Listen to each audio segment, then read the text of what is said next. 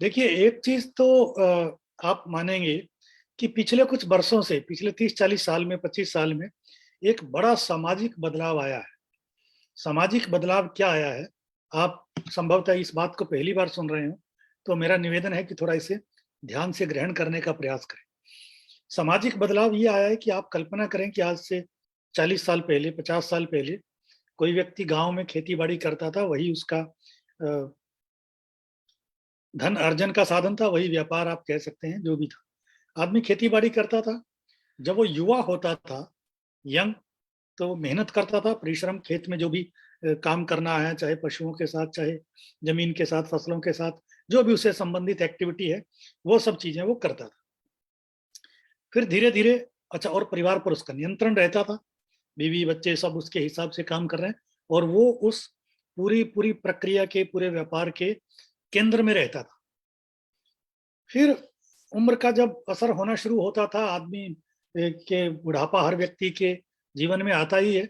जब आदमी बूढ़ा होना शुरू हो जाता था या बुढ़ाने लगता था, तो फिर उसके बच्चे जो 20 साल, 25 साल के हो जाते थे, वो आकर खेत में श्रम का काम संभालते थे और पिता एक किनारे पर बैठकर या बीच में बैठकर उन्हें निर्देश देता था कि ये पौधा उखाड़ दे, पानी यहाँ पहले लगा, ये देख फसल में कीड़ा लग गया, इस पर खाद डाल दे, इस पर बीज डाल दे, उधर थोड़ी बाढ़ लगा, इधर भैंस से, पशुओं से, जंगली जानवरों से बचा कर रख। और तमाम तरीके का जो दिशा निर्देश था, वो पिता करता था और श्रम बेटे करते थे। तो पिता जीवन के आखिरी दिन तक इररेलेवेंट नहीं होता था, अप्रासंगिक नहीं होता था, या सीधी भाषा में कहें तो कभी भी फालतू नहीं होता था। माने श्रम की अपनी उपयोगिता थी और अनुभव जो पिता के पास था, उसकी अपनी उपयोगिता रहती थी। और दोनों उस पूरे व्यवसाय का, बिजनेस का, खेती-बाड़ी का एक महत्वपूर्ण हिस्सा थे और आखिरी समय तक बने रहते थे। ये तो बात हुई खेती-बाड़ी की। आप अगर थोड़े से कस्बों की, शहर की बात कर लें, तो कोई आदमी दुकान करता था, तो दुकान पर दिन भर बैठता था, अपना काम चलाता था। फिर जब बेटे आने शुरू होते थे दुकान पर बैठने के लिए और वो बूढ़ा हो जाता था, तो वो दुकान पर बैठकर बेटों को गाइड करता था। ये देख, दाल में कीड़े लग जाएंगे, इसे संभाल कर रख, ये सामान ऊपर रख, ये नीचे रख, वो देख उसमें फफूंद लग गई क्या, उसमें लाने लगी क्या, ये पहले बेच, वो बाद में बेच। और तमाम तरीके का दिशा निर्देश पिता का चलता था और बेटों का श्रम चलता था। इसलिए एक बड़ा जुड़ाव था उस तरीके से कम व्यावसायिक दृष्टि से भी, कि कोई भी व्यक्ति अप्रासंगिक नहीं होता था। सबका अपना अपना विधान रहता था। फिर कल को जब आज युवा है, कल को वो बूढ़े होते थे, तो उनकी अगली पीढ़ी आती थी और वे श्रम की बजाय वे दिशा निर्देश देने का काम करते थे। उनका अनुभव महत्वपूर्ण हो जाता था, क्योंकि पिता और पुत्र का काम वही रहता था, उसी जगह पर बैठते थे, उसी जगह काम करते थे। इसलिए एक अलग तरीके का संबंध जो है हमेशा बना रहता था और जनरेशन गैप ज्यादा नहीं होता था, क्योंकि जो काम पिता कर रहे हैं वही पुत्र करता, पिता करते थे वही पुत्र कर रहा।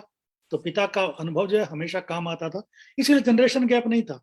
वही दुकान थी, उसी तरीके का सामान पहले पिता बेचता था, फिर बेटा बेचता था, या खेती बाड़ी जैसे पिता करता था फिर पुत्र करता।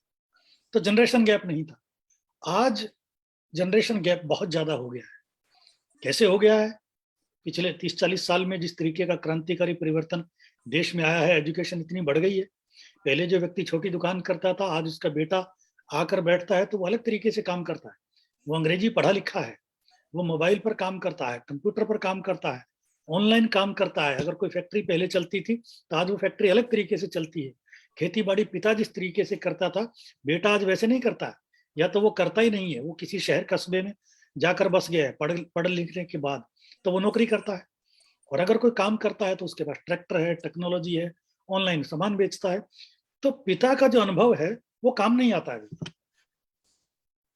अगर पिता का अनुभव काम नहीं आ रहा है तो श्रम भी बेटे का है और अनुभव की उसे आवश्यकता नहीं है, क्योंकि उसके पास ज्ञान है, नॉलेज है, बहुत सारे तरीके के साधन है, एजुकेशन है, इंटरनेट है, कंप्यूटर है, टेक्नोलॉजी है, ट्रेनर है, स्पीकर है, अलग अलग जगह जाकर क्लास अटेंड कर सकता है, सीख सकता है, सोशल मार्केटिंग कैसे करूं, ये कैसे करूं।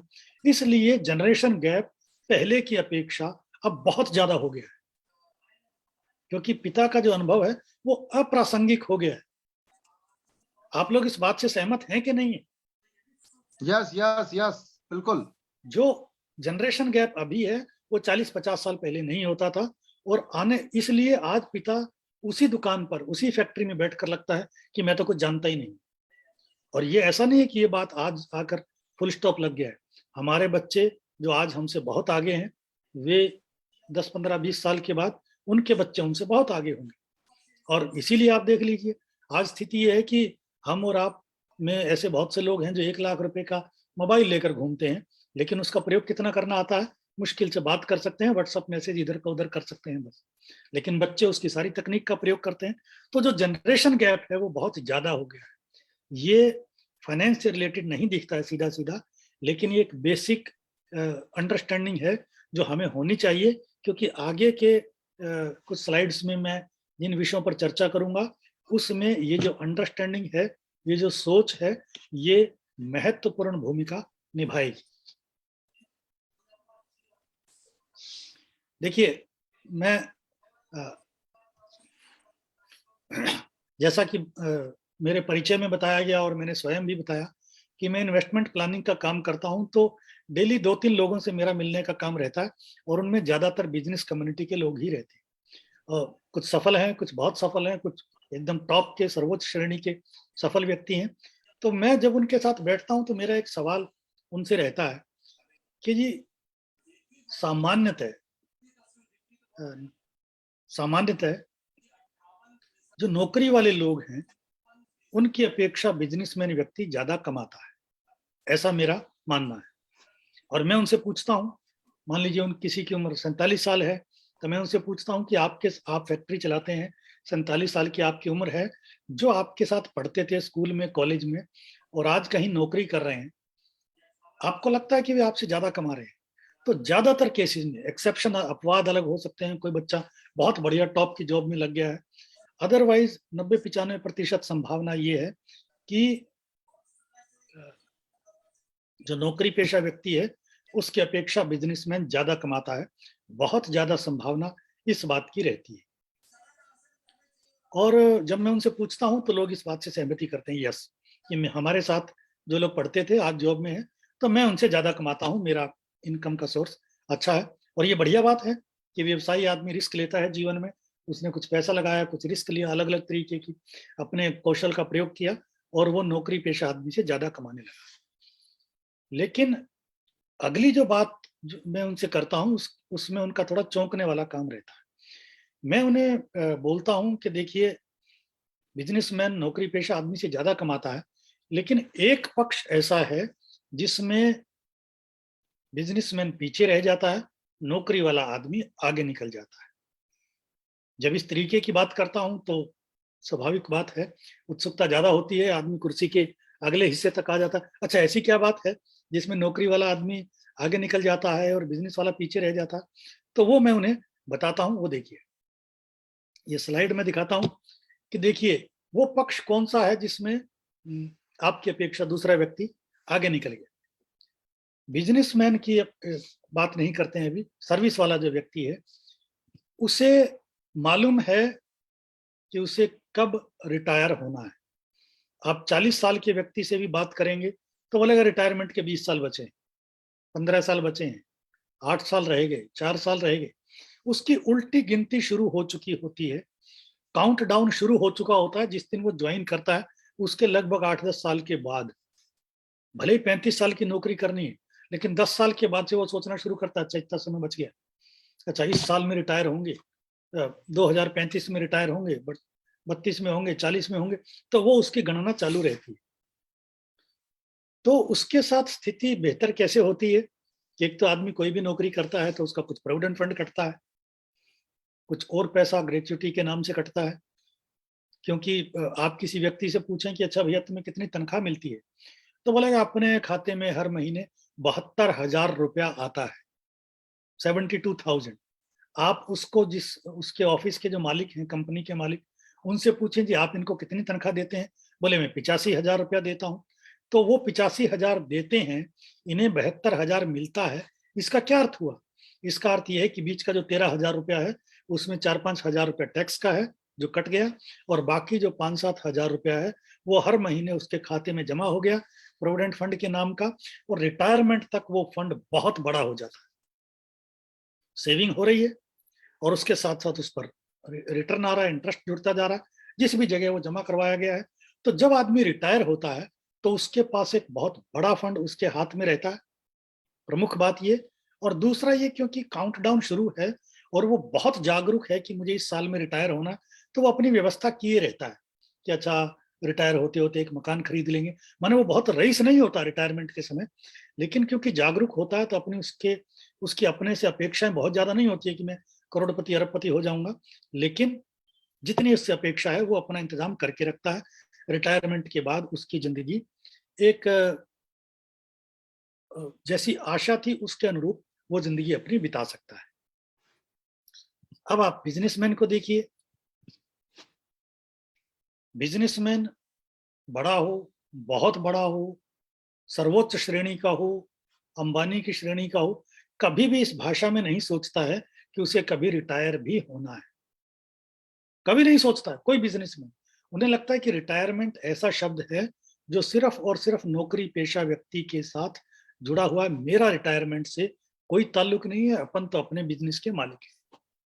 तो मैं उनसे पूछता हूं कि आपको क्या लगता है, बिजनेसमैन कभी रिटायर नहीं होता? तो सामान्य तो लोग चौंकते हैं, बोले होता तो है, पर मतलब समझ में नहीं आता, क्योंकि शायद वो ये सवाल जीवन में पहली बार सुन रहे होते हैं, पहली बार इस पर चिंतन करते हैं कि बिजनेसमैन रिटायर, मतलब वो थोड़ा सकपका जाते हैं सामान्यतः लोग। तो मैं उन्हें बताता हूं कि देखिए, बिजनेसमैन किस तरीके से रिटायर होता है। सबसे पहले बिजनेसमैन के रिटायरमेंट के मुद्दे को एक तरफ रखकर एक एक कंसेप्ट समझते हैं, पहले एक टर्म समझते हैं, उसके बाद अपने रिटायरमेंट वाले विषय से इसे जोड़ते हैं।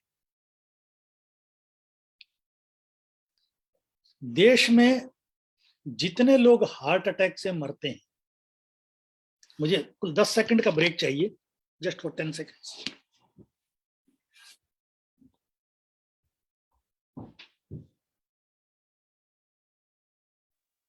कैसा लग रहा है आप लोगों को अशोक जी का लेक्चर? थोड़ा चैट बॉक्स में बता दीजिए।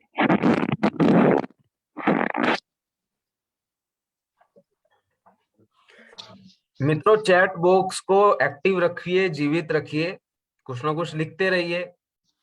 हमारे प्रधान जी ने पूछा कि कैसा लग रहा है, आप बताइए कैसा लग रहा है। वाह, एक्सीलेंट, इंटरेस्टिंग। एक्सीलेंट जी, बहुत बढ़िया। मैं आपकी आवाज सुन भी सकता हूँ अभी। ये जी जो 10 सेकंड है ये मैं आपको सुनने के लिए भी प्रयोग कर बहुत सकता हूँ। बहुत बहुत अच्छा बहुत चल रहा सुंदर जी, गुड बहुत गोइंग। बढ़िया। थैंक मैं यू। आपको कुछ नया कुछ देने का प्रयास करूंगा, ताकि आप जो समय लगा रहे हैं, मतलब मुझे आश्चर्य है कि सर्दी आ गई है और सुबह 8 बजे लोगों को जुड़ना पड़ रहा है, मतलब स्वेच्छा से जुड़ रहे हैं। तो अशोक जी, ये बहुत बड़े मोटिवेशन की बात है।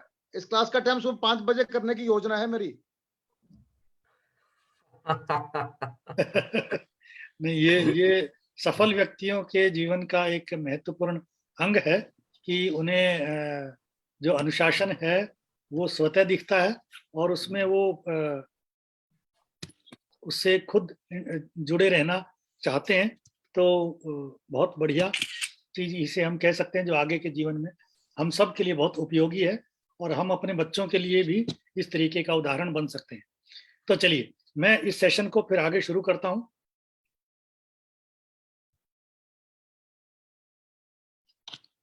हम सब जानते हैं कि देश में हार्ट अटैक से बहुत सारे लोगों की डेथ होती है, लेकिन जितने लोग हार्ट अटैक से मरते हैं, अभी मैं बिजनेसमैन की या इन्वेस्टमेंट प्लानिंग की बात नहीं कर रहा हूं, उससे अलग हट के कुछ चीज हम सीखना चाहते हैं, ताकि वो थोड़ा इंटरेस्टिंग तरीके से हम अपनी बात से इसे कनेक्ट कर पाए। जितने लोग देश में हार्ट अटैक से मरते हैं, उनमें एक बड़ी संख्या, मोस्टली जो लोग मरते हैं वो साइलेंट हार्ट अटैक से मरते हैं।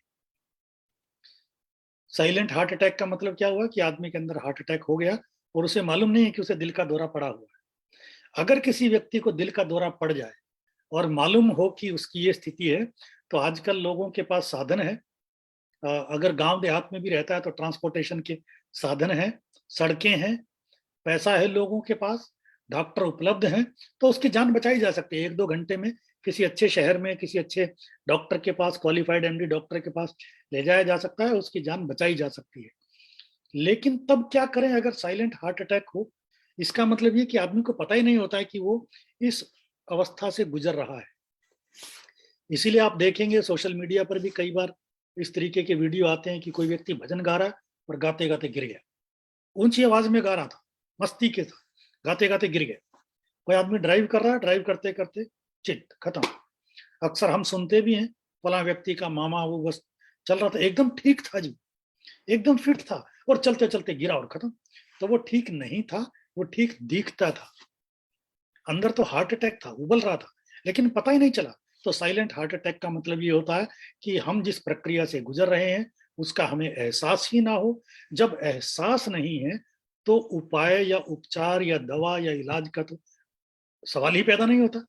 क्योंकि जब समस्या ही मालूम नहीं है, उसके प्रति हम जागरूक नहीं है और लेकिन समस्या है, पर हमें उसका मालूम नहीं है, इसलिए हम उसका निदान खोजने का भी प्रयास नहीं करते हैं। तो इस हार्ट अटैक का उपचार है और साइलेंट हार्ट अटैक का उपचार नहीं है।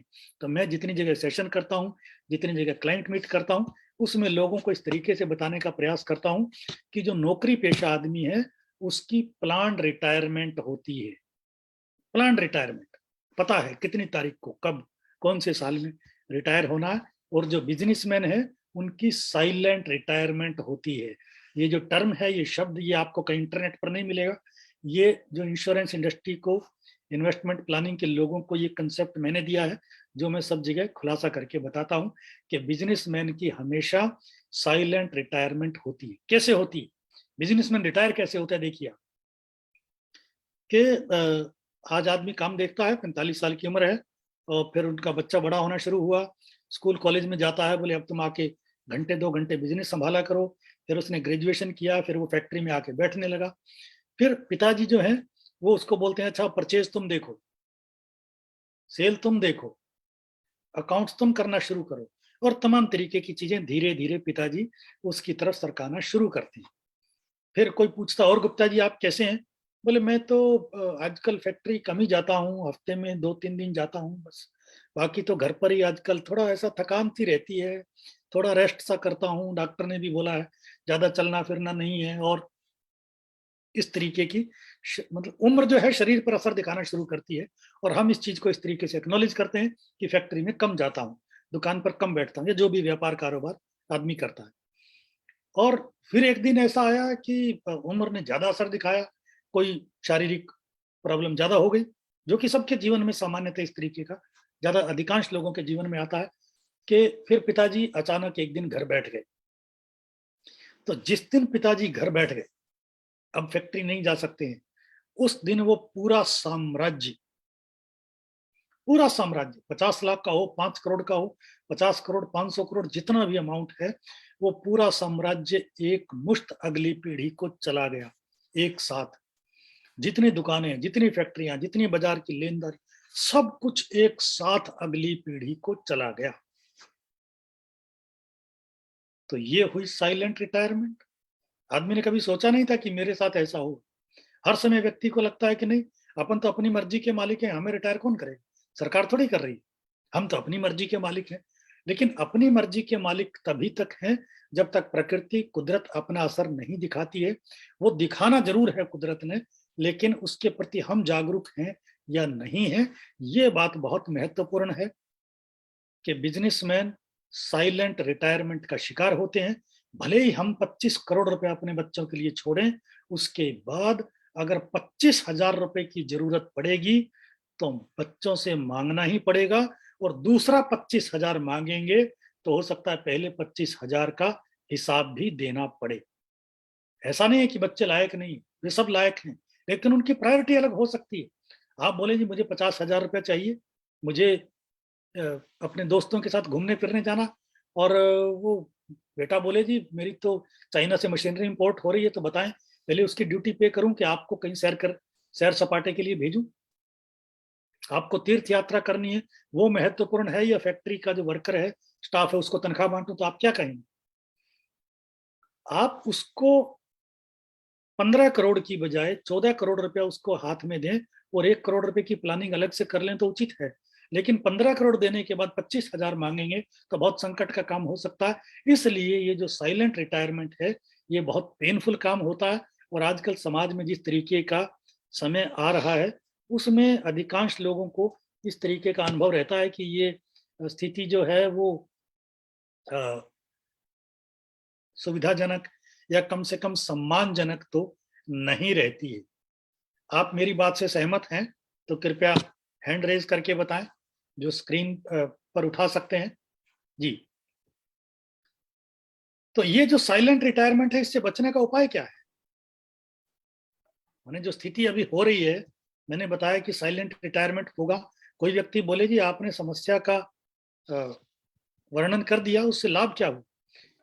तो उसका तरीका ये है कि हम सॉल्यूशन समाधान जो है कि अपनी साइलेंट रिटायरमेंट को प्लान रिटायरमेंट में बदलें। हम नौकरी पेशा आदमी से आगे के व्यक्ति हैं कमाई के हिसाब से, तो इस पक्ष में हम क्यों पिछड़ रहे हैं? एक्चुअली दिक्कत क्या होती है कि नौकरी पेशा व्यक्ति के पास जब तनख्वाह आती है तो जो सेविंग होना चाहिए वो कटने के बाद पैसा उसके हाथ में आता है। 82,000 रुपया उसको मिलता है, कंपनी 90,000 रुपया देती है, 7,000 रुपया 5,000 रुपया जो कटना है वो कट के उसके खाते में जमा हो गया। और बिजनेसमैन के पास क्योंकि पैसा पहले आता है और उसको कितना सेव इन्वेस्ट करना है वो उसके हाथ में रहता है, इसलिए कई बार मामला थोड़ा सा पिछड़ जाता है। तो समाधान ये है कि अपनी जो साइलेंट रिटायरमेंट है उसको प्लान रिटायरमेंट में बदलने का प्रयास करें। वो प्लान रिटायरमेंट में कैसे बदला जाए, मैं आपको तरीका बताता हूं। अपने बिजनेस व्यापार से अलग हटके फंड खड़ा करें। जो भी आपका बिजनेस, जो व्यापार कारोबार है, आप ठेकेदारी करते हैं, जो भी काम आप करते हैं, आप प्रोफेशनल हैं, चार्टर्ड अकाउंटेंट हैं, उस व्यापार से अलग हटके एक फंड इकट्ठा करें। और वो फंड इस तरीके का हो कि जिस दिन आप घर बैठ जाएं, प्रकृति का नियम है, आपके पिताजी भी जीवन के आखिरी दिन तक काम नहीं कर रहे हैं, ज्यादातर लोगों के नहीं कर सकते हैं, हम भी नहीं कर पाएंगे। तो ये है कि जिस दिन हम अपने व्यापार की एक्टिव अर्निंग से अलग हट के घर बैठ जाएं, उस दिन हमारे पास इस तरीके का फंड उपलब्ध हो जो मेरे साम्राज्य का हिस्सा बनकर अगली पीढ़ी को ट्रांसफर ना हो। उस साम्राज्य का हिस्सा नहीं बने जो अगले अपने आप चला जाएगा। मैं घर भी बैठ जाऊं तो भी ऐसा फंड हो जो मेरे नाम से है, घर बैठे भी मेरे नाम से ही आना है। उसके लिए मुझे बच्चों से पूछना नहीं है, उनको कुछ तंग नहीं करना है। और अगर मेरे पास ऐसी व्यवस्था रहेगी तो पहली चीज तो ये है कि बच्चे कभी शिकायत नहीं करते कि पिताजी ने 5 करोड़ की बजाय 4.5 करोड़ छोड़ा मेरे पास, 15 करोड़ की बजाय 14 करोड़ छोड़ा, बल्कि खुश रहते हैं। बोले पिताजी तंग नहीं करते हैं, उनकी अपनी व्यवस्था है, उनका अपना जुगाड़ कर रखा है भैया पिताजी, पापा के पास अपना काम है। तो अगर तो शरीर साथ दे उस उम्र में जब हम रिटायर होकर घर बैठ जाएंगे, अगर शरीर स्वस्थ है, साथ दे रहा है, और मैं अपने फैक्ट्री में रेलेवेंट नहीं रहूंगा, जो मैंने पहली स्लाइड में बताया, मेरा अनुभव काम नहीं आएगा, फैक्ट्री अलग तरीके से चलेगी, व्यापार अलग तरीके से चलेगा, जैसा जैसा हो रहा होगा वो शायद मुझे देखकर समझ में भी नहीं आए। आज चीजें ऑनलाइन बिक रही हैं, मैंने 40 साल 30 साल लगाए हूँ काम में, लेकिन आज मैं इररिलेवेंट हो गया हूँ, चीजें ऑनलाइन बिकती हैं। विज्ञापन, पब्लिसिटी, फेसबुक के माध्यम से जो भी तरीका बच्चे आज के दिन, आज के युवा लगा रहे हैं, उसके लिए बुजुर्ग रेलेवेंट नहीं है, इसलिए हम भी प्रासंगिक नहीं रहेंगे। तो उस समय अगर हमारा शरीर साथ दे रहा, मैं ठीक ठाक भी हूं, तो मैं घूमने फिरने जा सकता हूं। भिवानी परिवार की तरफ से कार्यक्रम बन रहा है, आप देश विदेश में घूमने के लिए जाएं, पिकनिक बनाएं, डांस करें, नाचें गाएं, मस्ती करें, जो भी काम आप करना चाहते हैं खुलकर करें। उसके लिए पैसा बच्चों से मांगना नहीं पड़ेगा, उन्हें तंग नहीं करना पड़ेगा। और अगर अनफॉर्चुनेटली शरीर उतना साथ ना दे तो आप बढ़िया से बढ़िया इलाज करवा सकते हैं, बढ़िया दवा अस्पताल, बढ़िया नर्स रख सकते हैं, कंपाउंडर, डॉक्टर, जिस भी तरीके की सेवा पानी की आपको आवश्यकता है, उसके लिए कम से कम पैसा व्यवधान नहीं बनेगा, पैसे की कमी उसके लिए व्यवधान नहीं बनेगी। हम इंडिपेंडेंट तरीके से अपने जीवन को, शेष जीवन को बहुत अच्छे से बिता सकते हैं, आर्थिक कारणों के कारण उसमें दिक्कत नहीं आएगी। तो बिजनेसमैन के लिए जरूरी है कि सिर्फ कमाने पर फोकस नहीं रखें, सिर्फ कमाने पर ध्यान नहीं रखें कि मैं इतना कमा रहा हूं, इतना कमाया, इतना कमाया। किसी व्यक्ति ने आज एक फैक्ट्री लगा रखी है, 20 मशीनें हैं, उसके बाद प्रॉफिट आया तो 20 की 30 हो गई, 40 हो गई, और पैसा कमाया, फिर उसमें लगाया, जब तक उनकी उम्र 65 की हुई, मशीनें 100 हो गई। अब पिताजी घर बैठ रहे हैं तो उन 100 मशीनों में से 5 भी बेच नहीं सकते हैं कि मुझे पैसा चाहिए अपने लिए, तो 5 मशीनें बेचते हैं, एक भी नहीं बेच सकते। तो अलग तरीके की स्थिति है। व्यापार में बहुत कुछ है, लेकिन एक थोड़ा जकड़न टाइप का काम भी है कि उसमें जो पैसा लग जाता है फंड, वो निकाला नहीं जा सकता है, और खास तौर से तब जब हमारे बाद की पीढ़ी उसे मैनेज कर रही हो। तो साइलेंट रिटायरमेंट को प्लान रिटायरमेंट में बदलने का तरीका है कि अपना इंडिपेंडेंट फंड क्रिएट करें जो बिजनेस से अलग हटके हो। अब करें कैसे? वो फंड कहाँ लगाएं, कैसे इकट्ठा करें? ये तो मैंने जरूरत बताई कि होना चाहिए, लेकिन कैसे हो? एक तरीका है कि बिजनेस अलग तरीके का कोई दूसरा बिजनेस खड़ा कर लें, दूसरा ये है कि प्रॉपर्टी में इन्वेस्ट कर दें, तीसरा है कि गोल्ड खरीद के रख लें। कोई बोलेगा मैं तो शेयर में इन्वेस्ट करता हूं, मैंने लगा कर रखा है। कोई बोलेगा जी मैं बैंक की फिक्स डिपॉजिट में पैसा रखता हूं। तो सबके अलग अलग विचार है जी। कोई कोई सवाल पूछना चाहते हैं या मैं सवाल आखिर में ले लूं? अशोक भाई आप कंटिन्यू करो, सवाल आखिरी में लेंगे। ठीक है, ठीक है, ओके। मुझे लगा हैंड रेज किया है तो हेलो जी। अशोक भैया, गुड मॉर्निंग। जी गुड मॉर्निंग। नमस्कार राजेश भैया, कैसे हैं आप? हाँ बढ़िया, नमस्ते संजय भैया, नमस्ते। अशोक भैया, कुछ ऑप्शंस आप एज ए फाइनेंशियल एडवाइजर बताइए कि क्या ऑप्शंस हो सकते हैं रिटायरमेंट के लिए बेस्ट। जैसे मैं कुछ हाँ, मैं बताने का प्रयास करता हूँ, तो आप हाँ जी, देख लीजिए। देखिए, पहली चीज तो ये है कि जब हम देखते हैं कि इस तरीके के ऑप्शंस अवेलेबल है, तो कोई भी एसेट क्लास ऐसा नहीं, मैं प्लान की प्रोडक्ट की बात नहीं कर रहा हूँ, मैं सिर्फ एसेट क्लास की बात कर रहा हूँ। कोई भी ऐसा नहीं है जो हर सर्कमस्टांसिस में बेस्ट रहेगा। उदाहरण के लिए, हर चीज की लिमिटेशन है। बिजनेस में पैसा लगाया तो भूल गया, निकाल नहीं पाएंगे। प्रॉपर्टी में अगर इन्वेस्ट किया तो अपने सुविधा के हिसाब से उसे बेच भी नहीं पाएंगे 70 साल की उम्र में, और उसको मेंटेन करना भी बहुत मुश्किल होगा। लीगल हैसल्स भी रहेंगे। अच्छा रिटर्न दे भी सकती है, लेकिन जकड़ भी सकती है आपको। गोल्ड में अगर आप पैसा लगाएंगे तो गोल्ड अच्छा है, एक बहुत ज्यादा रिटर्न तो नहीं देता, फिर भी लगता है मेरे पास रखा है। लेकिन गोल्ड में दिक्कत ये है कि यदि कोई व्यक्ति, खासतौर से जो व्यापारी वर्ग है, बनिया बुद्धि जिसे हम कहते हैं, अगर वो सोना बेचने के लिए चला जाए तो लोगों को ये बहुत अपमानजनक बात समझी जाती है। मैं आज जो भी सोना खरीदता हूँ, ये मेरे बेटे के लिए, मेरे बेटे की बहू का है, हमारी घर की बहू का है ये पैसा, गोल्ड जो बेचा नहीं जा सकता है। बैंक में फिक्स डिपॉजिट करते हैं, सेफ दिखता है, लेकिन रिटर्न बहुत कम है और टैक्सेबल रहता है। शेयर में आप लगाते हैं, अच्छा रिटर्न आ सकता है, लेकिन उतना ही इसमें उतार चढ़ाव भी रहता है। तो पहली बात तो ये है कि कोई भी इन्वेस्टमेंट ऐसा नहीं है जो हर सर्कमस्टांसिस में बेस्ट रहेगा। हर चीज की अपनी इंपॉर्टेंस है और अपनी लिमिटेशन भी है। तो सोल्यूशन क्या है? मैं आपको सोल्यूशन देने का प्रयास करता हूँ। मैं कोई प्लान नहीं बता रहा हूँ, लेकिन एसेट क्लास बता रहा हूँ, प्लान के तरीके बता रहा हूँ कि किस टाइप का प्लान होना चाहिए। तो एक तो किसी भी व्यक्ति के लिए जरूरी है कि अपने लिए पेंशन प्लान खरीदे। किस तरीके का पेंशन प्लान, वो मैं अगली स्लाइड में बताता हूँ।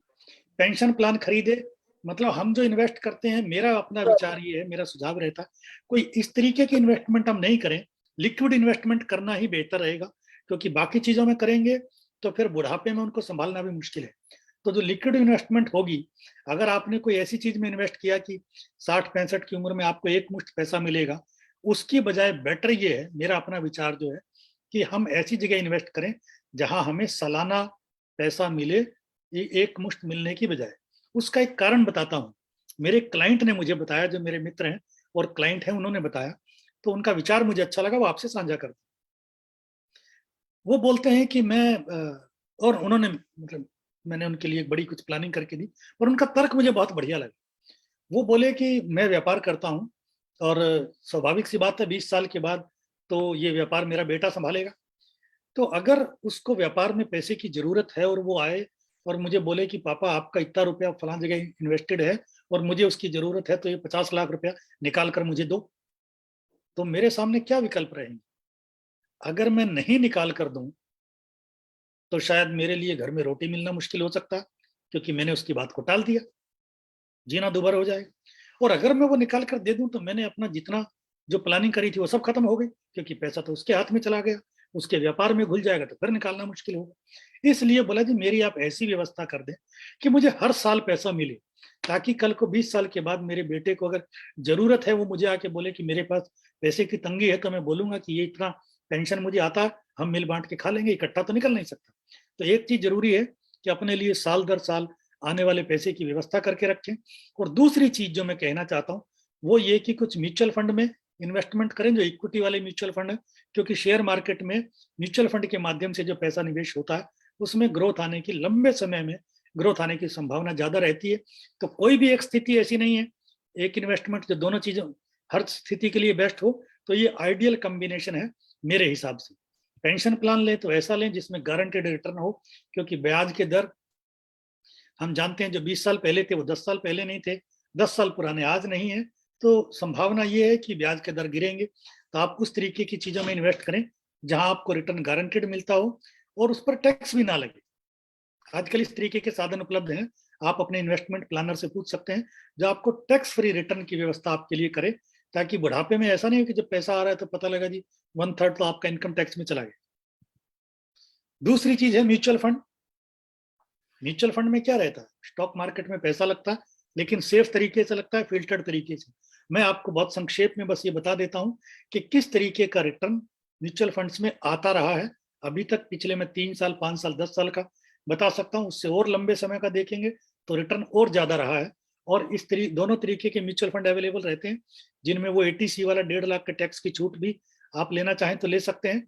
और मेच्योरिटी जो मिलती है वो लगभग टैक्स फ्री रहती है, यानी टैक्स फ्रेंडली रहती है।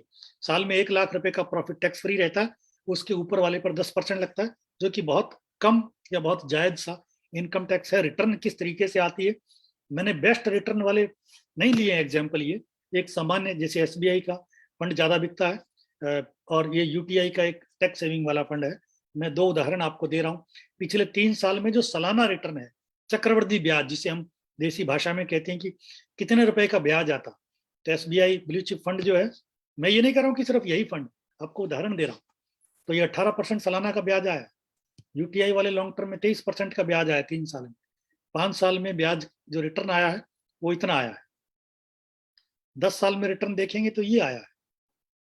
लेकिन ये अकेला पर्याप्त नहीं है। कल को मान लीजिए कोरोना का भी कोई बाप आ जाए, मार्केट गिर जाए, तो ये गिर जाएगा। इसलिए सेफ वाला जो इन्वेस्टमेंट का ऑप्शन मैंने पहले बताया, उस तरीके की चीजों में भी इन्वेस्ट करें और इसमें भी आप करें। एक अब आप देखिए, नॉर्मली हमें लगता है कि PPF का रिटर्न बहुत बढ़िया है, सामान्यतः CA भी यही बोलते हैं। लगभग 50 CA मेरे क्लाइंट हैं, तो उनसे 45-50 CA जब उनसे बात होती है तो पहले उनका प्रतिक्रिया यही रहती है कि PPF से बढ़िया रिटर्न नहीं हो सकती। तो मैं उनको बताता हूँ, ये कैलकुलेशन है मेरे पास, कि अगर पिछले 25 साल से, ये 2018 तक का आंकड़ा है, उसके बाद भी कमोबेश स्थिति यही है कि पहले 1996 में 70,000 रुपए पर इनकम टैक्स की छूट मिलती थी, 70,000 इन्वेस्ट करते थे। तो ये कैलकुलेशन है कि हर साल 31 मार्च को व्यक्ति ने उतना रुपया टैक्स सेविंग इंस्ट्रूमेंट में इन्वेस्ट किया जितने पर इनकम टैक्स की छूट मिल सकती थी। पहले 70,000 था, फिर 1 लाख, फिर 1.5 लाख हुआ। तो मानकर चलें कि मेरे सामने 2 विकल्प है। ELSS हम बोलते हैं टैक्स सेविंग म्यूचुअल फंड, जिसमें उसी तरीके से टैक्स की छूट मिलेगी जैसे PPF में मिलती है, और लॉक-इन भी सिर्फ 3 ही साल रहता है। 3 साल के बाद आप पैसा चाहे तो निकाल सकते हैं। आइडियली लंबे समय तक रखना चाहिए। लेकिन ये ELSS जो टैक्स सेविंग वाला म्यूचुअल फंड और PPF आप सब लोग जानते हैं। तो अगर किसी ने पिछले 20-22 साल में उतना पैसा इन्वेस्ट किया जो सिर्फ टैक्स के बचाने के एंगल से किया गया, तो ये इन्वेस्टमेंट हुआ 1996 से 2018 तक 22-23 साल में 19,90,000 रुपया इन्वेस्ट किया। मान लें कि एक व्यक्ति ने ELSS में किया म्यूचुअल फंड में, दूसरे ने PPF में किया, तो रिटर्न कितनी आई है आज तो ये आंकड़े उपलब्ध हैं। तो PPF में 19,90,000 का हुआ है 50 लाख। ये फिगर आप इंटरनेट पर देख सकते हैं, ये तो इसमें कुछ अंदाजा नहीं है, ये तो एक्चुअल फिगर है। 1990 का हुआ 50 लाख, और म्यूचुअल फंड जो टैक्स सेविंग वाला है उसमें हुआ 3,73,00,000। तो आप देख लें कि जो पुराना ऑप्शन रहा है हमारे पास PPF का, वो लंबे समय में अट्रैक्टिव नहीं दिखता। ये फिगर आपके सामने है। अब लोगों को लगता है कि अच्छा जी म्यूचुअल फंड में इन्वेस्ट करें, शेयर मार्केट में इन्वेस्ट करें, तो कैसे करें? तो आप टीवी खोलें, इंटरनेट देखें, तो बहुत सारी चीजें लगती हैं जी कि PE रेशो क्या है और प्राइस इक्विटी रेशो ऐसा चल रहा है, फिस्कल डेफिसिट ऐसा है, US चाइना की टेंशन चल रही है, इसका क्या प्रभाव आएगा, रिवर्स रेपो क्या है, एक्सचेंज रेट क्या है, ऑयल प्राइसेस का असर आएगा तो आदमी कंफ्यूज होता है। मैं बहुत सिंपल सा 10 सेकंड में समाधान बताता हूँ कि स्टॉक मार्केट इंडिया का जो है, म्यूचुअल फंड भी उसी से जुड़ा हुआ है। स्टॉक मार्केट के ग्रोथ होने के आसार हैं क्योंकि एक देश में इकोनॉमिक स्टेबिलिटी है। ये सरकार रहे, दूसरी सरकार, ये पार्टी, वो पार्टी, कोई भी आए, अर्थव्यवस्था में जो सुधार हो चुका है वो टूटना नहीं है। हम बहुत तेजी से तरक्की कर रहे हैं और पॉलिटिकल स्टेबिलिटी है। कोई भी पार्टी की सरकार आए, वो ऐसा नहीं है कि देश में तालिबानी टाइप का कोई शासन आ सकता है। इसलिए आप निश्चिंत होकर लंबे समय के लिए इसमें इन्वेस्ट कर सकते हैं। अगर आप म्यूचुअल फंड की बात करें तो एक ये स्लाइड महत्वपूर्ण है। SIP जो हर महीने हमारे बैंक से पैसा निकलता है, वो SIP क्या है? आज के दिन देश में हर महीने लगभग 10,500 करोड़ रुपया, 10,500 करोड़ रुपया SIP के माध्यम से म्यूचुअल फंड में इन्वेस्ट होता है, जो अल्टीमेटली शेयर मार्केट में जाता है। इसीलिए तमाम तरीके की कोरोना की दूसरी लहर आ चुकी है, तीसरी की आशंका लोग प्रकट कर रहे हैं, पर शेयर मार्केट नहीं गिर रहा क्योंकि रिटेल इन्वेस्टर का पैसा आता है। और अभी म्यूचुअल फंड में लगभग 37 लाख करोड़ रुपए का इन्वेस्टमेंट है और हर महीने 10,500 करोड़ रुपए का SIP के माध्यम से पैसा आता है, जो लगभग 10 करोड़ लोग इन्वेस्ट करते हैं। तो आप सोचिए कि इतने लोग इन्वेस्ट कर रहे हैं, इतने लोग इसका हिस्सा बन चुके हैं। आपके लिए भी बेहतर है कि इस तरीके का कोई विकल्प ढूंढें। आपके जो भी इन्वेस्टमेंट प्लानर हैं उनको बोलें कि मेरे म्यूचुअल फंड, मेरी इन्वेस्टमेंट में, मेरी रिटायरमेंट प्लानिंग में इस तरीके का भी फंड जोड़ें। एक पेंशन प्लान जो टैक्स फ्री हो और दूसरा म्यूचुअल फंड, ताकि दोनों का जो ज्वाइंट है, दोनों का जो कॉम्बिनेशन है वो बढ़िया है। शेयर मार्केट ग्रो करेगा तो भी आपको बेनिफिट मिलेगा और अगर कम ग्रो करेगा तो भी आपके लिए एक गारंटीड रिटर्न की व्यवस्था रहेगी जो आपने पेंशन प्लान के माध्यम से की है। मेरी बात आप लोगों को समझ में आ रही है जी? बिल्कुल बिल्कुल, बहुत बढ़िया, बहुत बढ़िया। चलिए, मेरा एक, मैं आखिरी 2-3 मिनट आपके और लेता हूं। मैंने हम एक सवाल भी लेंगे, आप 2-3 मिनट में बात क्लोज करें, फिर हम सवाल लेंगे जी। 2-3 मिनट में बस मेरा एक मैंने कंसेप्ट दिया है, वो मैं आपको बताता हूं। फाइनेंशियल वैक्सीन, हम सब लोग कोरोना की वैक्सीन के लिए उत्सुक थे कि कोरोना की वैक्सीन आए तो देश में उपचार होगा हमें। और ये स्थिति तब थी, त्राही त्राही जो मची हुई थी, ये तब थी जब पूरी दुनिया में 1% से ज्यादा लोग कोरोना से ग्रस्त नहीं हुए। 1% लोगों से ज्यादा को कोरोना नहीं हुआ। तब भी त्राही त्राही मची थी कि वैक्सीन होना चाहिए। तो मैं तो उस चीज का, जो रिटायरमेंट है, जो बुढ़ापा है, जो हर व्यक्ति के जीवन में आना है, उससे बचाव का उपाय क्या है, तो मैंने एक फाइनेंशियल वैक्सीन बनाया। 2 मिनट में आपको एक्सप्लेन करता हूँ और उसके बाद आप जो पूछेंगे वो हमारे पास जितना समय है उसके हिसाब से मैं आपको बता सकता हूँ। आप चाहें तो इसका स्क्रीनशॉट ले सकेंगे। फाइनेंशियल वैक्सीन में आपको बता,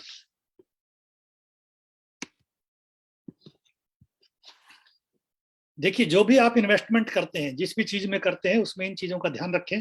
पहली बात तो ये है कि उसकी वैल्यू होनी चाहिए। वैल्यू का मतलब ये कि आज आपने कोई ऐसा प्लान लिया किसी भी चीज में जिसमें 20 साल के बाद आपको 4.5 लाख रुपए मिलेगा, तो उस 4.5 लाख का आप करेंगे क्या 20 साल के बाद? एक साइकिल भी खरीदना मुश्किल होगा। तो ये देख कर करें कि कितने समय के बाद आपको कितना पैसा चाहिए। वो पैसा मीनिंगफुल होना चाहिए। वो आप PF है, PPF है, शेयर है, म्यूचुअल फंड है, प्रॉपर्टी, किसी भी चीज में करें, वो आप अपना निर्णय लें, लेकिन वो वैल्यूएबल होना चाहिए। ऐसा नहीं हो कि 15-20 साल में इंतजार करूं और उसके बाद जो पैसा आए वो गुठली जैसा हो। तो पहली चीज ये है कि वैल्यू हो उसकी। दूसरा ये है कि वो असेसिबल हो, मैं जब चाहूं उसे ले पाऊं। मतलब अगर मैं ऐसे लोगों को जानता हूं जिन्होंने करोड़ों रुपया सेव कर रखा है, इन्वेस्ट कर रखा है, लेकिन सारा प्रॉपर्टी में है। तो अगर उस समय आप बेचना चाहें किसी स्टेज पर कि अब बस बहुत कमा लिया, मुझे अब पैसा चाहिए, तो प्रॉपर्टी को आप अपनी मर्जी से एक्सेस नहीं कर सकते हैं, लिक्विडेट नहीं कर सकते हैं, नकद करके पैसा अपनी जेब में नहीं लेके आ सकते हैं। तो किसी भी जगह लें, किसी प्राइवेट आदमी को उधार दे रहे हैं तो भी ये देख कर दें क्या 100% गारंटी है जब मुझे पैसा चाहिए तब मिलेगा। असेसिबल होना चाहिए, अन्यथा सारी प्लानिंग बेकार है। तीसरा है कि क्लैरिटी ऑफ पर्पज। अगर मैं ये सोचता हूं कि मैं अपने रिटायरमेंट के लिए फंड इकट्ठा कर रहा हूं, तो फिर मुझे किसी भी स्थिति में, व्यापार में कितनी भी दिक्कत आए, कितनी भी टाइट होना पड़े, किसी का भात भरना है, किसी की शादी में जाना है, नई कार खरीदनी है, वो पैसा निकालना नहीं है, क्योंकि मेरे पर्पज की क्लैरिटी होनी चाहिए। मैं किस चीज के लिए पैसा इकट्ठा कर रहा हूँ। Continuous payment. यदि कोई व्यक्ति आज मुझे बोले कि अच्छा आप 50 लाख रुपए आज दो तो आपके लिए एक अच्छी प्लानिंग होगी, इतना पैसा आपको बाद में मिलेगा, तो ये मेरे लिए मुश्किल काम है। मैं कहूंगा मैं 5 लाख रुपया साल का दे सकता हूं, क्योंकि उतनी ही मेरी हर साल की सेविंग है, इकट्ठा नहीं दे सकता हूं। तो आप इस तरीके की इन्वेस्टमेंट करें जिसमें आप हर साल जो सेव करेंगे वो इन्वेस्ट कर पाए। बिजनेस से इंडिपेंडेंट फंड हो, जिसकी हम चर्चा कर चुके हैं। ऐसा नहीं हो कि जितना पैसा कमाया सब व्यापार में घुल गया, जिसको आप किसी भी समय जरूरत पड़ने पर निकाल नहीं सकते हैं। व्यापार में लगभग एक तरफा मामला रहता है, बहाव एक तरफ ही रहता है। अपने खर्च का पैसा ही निकाल सकते हैं, वो भी तब जब आप वहां बैठे हैं। यदि आप उस स्थिति में नहीं है तो फिर व्यापार में घुला हुआ पैसा दिक्कत होगा। जितने इन्वेस्टमेंट कर रहे हैं सब में प्रॉपर नॉमिनेशन करके रखें, अन्यथा वो सही समय पर काम नहीं आएगा। और आखिरी है ई इज एग्जीक्यूट, माने आपने बहुत सारी चीजें सीख ली, समझ ली और उनको एग्जीक्यूट नहीं किया, लागू नहीं किया, तो फिर वो आपके काम नहीं आएगा। और मैं एक चीज बता देता हूं, समय कम है अभी। एक प्रोटेक्शन सरकार ने दिया हुआ है कि नॉर्मली लोग कंपनी बनाते हैं ताकि उनकी लायबिलिटी लिमिटेड हो जाए, लेकिन जिन व्यक्ति की कंपनी नहीं है, जिन्होंने कारपोरेट नहीं बना रखा है, सोल प्रोपराइटर हैं या पार्टनरशिप फर्म में काम करते हैं, उनके लिए भी सरकार ने कुछ सुविधा दे रखी है कि अगर आप पैसे इन्वेस्ट करेंगे तो उस पैसे को, उस आपकी इन्वेस्टमेंट को सरकार अटैच नहीं कर सकती है। इनकम टैक्स के लोग किसी भी स्थिति में आपसे वो पैसा नहीं ले सकते हैं। सरकार ने 150 साल पहले एक कानून बनाया था, उस कानून के बारे में उसके लिए अगर आप उसका प्रयोग करते इन्वेस्टमेंट करेंगे तो और बेहतर रहेगा। और ऐसा नहीं कि हमें बुरे समय के लिए बचाना, अच्छे समय के लिए भी बचाना है। अगर मेरी स्थिति 15-20 साल के बाद बहुत अच्छी रहे, मेरे बेटा बहुत सेवा करे, बहू उससे भी ज्यादा लायक हो, उनके बच्चे उससे भी लायक हो, तो भी उन सबको रिवार्ड करने के लिए भी मेरे पास अपना फंड होना चाहिए। मैं उन्हें समय समय पर पुरस्कार दूं, अपने बच्चों को, पोते पोतियों को अपने साथ जोड़ कर रखे, उन्हें खिलौने दिलवाऊं, बाहर घूमने फिरने के लिए लेकर जाऊं, तो वो मेरे साथ जुड़े रहेंगे, मेरा बुढ़ापा अच्छे से बीतेगा। और आखिरी स्लाइड ये है, एक बात पर चिंतन करें कि देकर जाएंगे या छोड़ कर जाएंगे। बहुत गहरा अर्थ है, समय रहता तो मैं ज्यादा व्याख्या करता इसकी।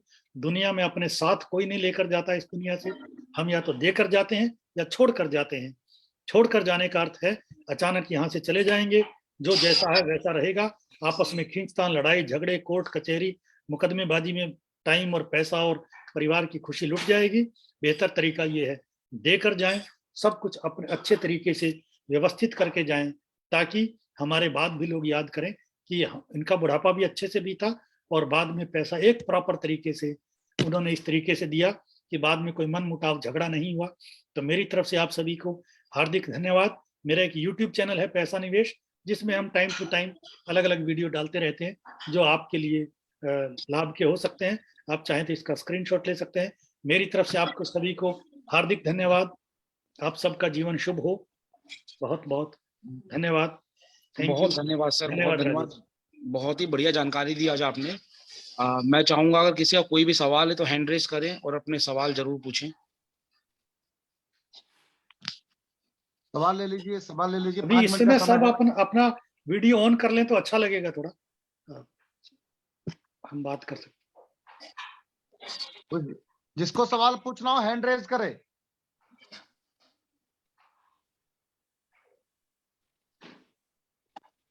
सबको, सब ज्ञानी है, किसी को कोई सवाल नहीं पूछना। तो मैं चाहूंगा कि परम सचिन सालिन जी धन्यवाद ज्ञापन करें। जी आशीष भैया, बहुत बहुत धन्यवाद, आपने मुझे बुलाया। और लोग चैट बॉक्स में लिख रहे हैं वेरी इंफॉर्मेटिव, एक्सीलेंट, वर्थी।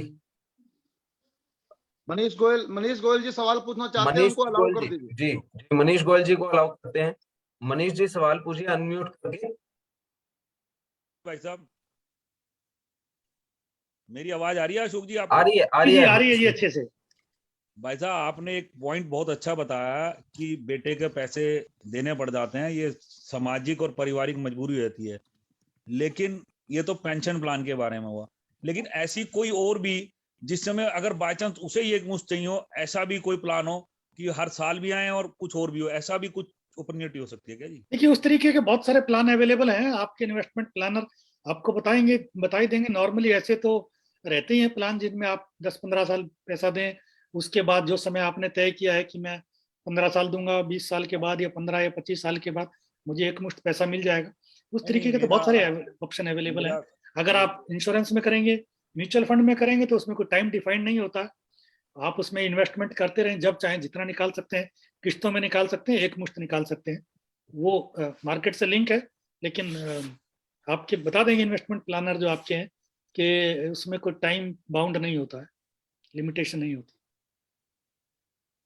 ठीक है जी। ब्रिज सब्बरवाल जी को अलाउ करो। ब्रिज जी को अलाउ करो।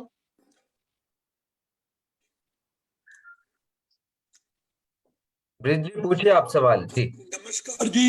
अशोक गोयल जी, बहुत ही अच्छी प्रेजेंटेशन थी। मुझे खाली ये पूछना है कि आपके पास जैसे ये बिजनेसमैन के लिए ऐसे रिटायर्ड एम्प्लॉइज, मेरे पास बहुत बड़े लोग होते हैं, रिटायर्ड एम्प्लॉइज के लिए भी ऐसे कोई प्लानिंग या कोई प्रेजेंटेशन आपके पास है क्या, रिटायर्ड गवर्नमेंट एम्प्लॉइज के लिए? देखिए जी, वो ऐसा तो मैंने अभी तक किया नहीं है, बट कंटेंट तो सब होता है। आप इंडिविजुअली बात कर लें तो हम डिस्कस कर सकते हैं कि क्या अपेक्षा है, किस तरीके के लोग बता सकते हैं। मैं राजेश जी से फोन नंबर लेकर आपसे बात कर लूंगा। इनका नंबर स्क्रीन पर चल रहा है, हर स्लाइड पे नंबर है। ठीक है जी। तो आप पूछेंगे तो मैं बता सकता हूँ कि आपकी क्या अपेक्षा है और किस तरीके का सेशन आप उनके लिए कर सकते हैं। बिल्कुल जी, मैं आज ही बात करूंगा आपसे।